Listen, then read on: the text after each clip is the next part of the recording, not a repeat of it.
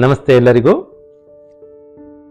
ಸಮಾಜದಲ್ಲಿ ಒಳ್ಳೆಯ ವಧು ಸಿಗಬೇಕು ಅಂತ ವರನಿಗೂ ಒಂದು ಆಸೆ ಇರುತ್ತೆ. ಮನೆಯವರು ಎಲ್ಲರೂ ಆಸೆ ಪಡ್ತಿರ್ತಾರೆ.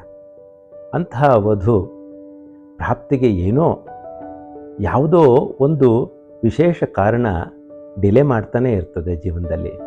ಹಾಗಾಗಿ ಅಂತಹ ವಧುವಿನ ಪ್ರಾಪ್ತಿಗೋಸ್ಕರ ಶ್ರೀ ಸಪ್ತಶತಿಯ ಒಂದು ಭಾಗದಲ್ಲಿ ಸಿಗುವಂತಹ ಈ ವಧುವನ್ನು ಸಿಗುವಂತಹ ಒಂದು ಮಂತ್ರವನ್ನು ನಾವು ಹೇಳ್ಕೊಡೋಣ ಅಂತ ಅನಿಸ್ತಾ ಇತ್ತು. ಅದಕ್ಕೋಸ್ಕರ ಈ ವಿಡಿಯೋನ ನೋಡಿ ನೀವು. ಶ್ರೀ ಗುರುಭ್ಯೋ ನಮಃ. ಓಂ ನಮಶ್ಚಂಡಿಕಾಯೈ.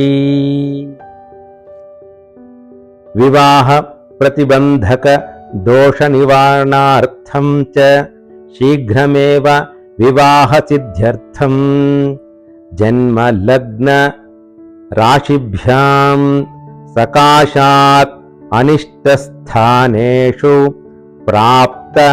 ಪ್ರಾಪ್ಸ್ಯಮಾನಾನಾಂ ಪಾಪಗ್ರಹಾಣಾಂ ಅನಿಷ್ಟ ಫಲ ಪರಿಹಾರ ಪೂರ್ವಕಂ ಏಕಾದಶ ಸ್ಥಾನ ಸ್ಥಿತಿವತ್ ಶುಭ ಫಲವಾಪ್ತಯೇ ಇಹ ಜನ್ಮನಿ ಜನ್ಮಾಂತರೇಷು ಚ ವಿದ್ಯಮಾನಾನಾಂ ವಿವಾಹ ಕರ್ಮಣಿ ಪ್ರತ್ಯವಾಯ ಭೂತಾನಾಂ ನಾನಾವಿಧ ದೋಷಾಣಾಂ ನಿವಾರಣಾರ್ಥಂ ಶೀಘ್ರಮೇವ ವಿವಾಹ ಸಿದ್ಧ್ಯರ್ಥಂ ಶೋಭನ ಗುಣಮಂಡಿತ ವಧು ಪ್ರಾಪ್ತ್ಯರ್ಥಂ ಶೀಘ್ರಂ ಅನಾಯಾಸೇನ ನಯ ವಿನಯ ಸಕಲ ಸಂಪನ್ನ ಸದ್ಗುಣೋದ್ಯೋಗಿ ಸಂಪತ್ ವಧು ಪ್ರಾಪ್ತ್ಯರ್ಥಂ ಶ್ರೀ ಜಗದಂಬಾ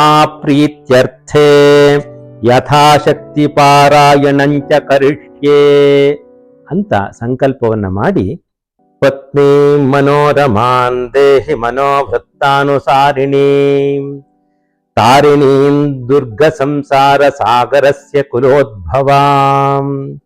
ಹೀಗೆ 108 ಸಾರಿ ಹೇಳಬೇಕಾಗತ್ತೆ. ಇನ್ನೊಂದೆರಡು ಸಾರಿ ಹೇಳ್ಕೊಡ್ಲಾ? ಪತ್ನಿ ಮನೋರಮಾನ್ ದೇಹಿ ಮನೋವೃತ್ತಾನುಸಾರಿಣೀಂ ತಾರಿಣೀಂ ದುರ್ಗ ಸಂಸಾರ ಸಾಗರಸ್ಯ ಕುಲೋದ್ಭವಾಂ. ಪತ್ನಿ ಮನೋರಮಾನ್ ದೇಹಿ ಮನೋವೃತ್ತಾನುಸಾರಿಣೀಂ ತಾರಿಣೀಂ ದುರ್ಗ ಸಂಸಾರ ಸಾಗರಸ್ಯ ಕುಲೋದ್ಭವಾಂ. ಆ ಸಂಕಲ್ಪವನ್ನು ಮಾಡಿ ಇದನ್ನ ಹೇಳ್ತಾ ಹೋದ್ರೆ, ಮಂತ್ರಗಳನ್ನು ಹೇಳ್ತಾ ಬಂದರೆ ನಿಮಗೆ ಖಂಡಿತ ಒಳ್ಳೆಯದಾಗತ್ತೆ ಅಂತ. ಶ್ರೀ ಜಗದಂಬಾರ್ಪಣಮಸ್ತು.